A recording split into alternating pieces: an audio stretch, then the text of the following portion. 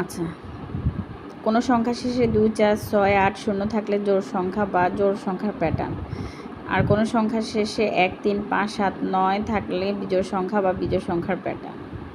তাহলে আমরা জোড় বিজোড় কীভাবে বুঝবো? নিচের সংখ্যাগুলো থেকে জোড় বিজোড় সংখ্যা আলাদা লিখি। যেমন 8, 8টা হচ্ছে জোড়। তারপরে 13, 13টা হচ্ছে বিজোড়।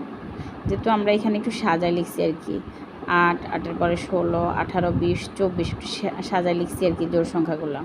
আর বিজোড় সংখ্যাগুলো 7, 9, 11, 13, 21। নিচের সংখ্যাগুলো থেকে জোড় বিজোড় আলাদা করি। এখান থেকে আবার জোড় বিজোড় আলাদা করছি 6, 12, 32, 48, 50। বিজোড় হচ্ছে 15, 23, 25, 39, 43। 20-এর চেয়ে বড় এবং 40-এর চেয়ে ছোটো জোড় সংখ্যাগুলো হচ্ছে 22, 24, 26, 28, 30, 32, 34, 36, 38।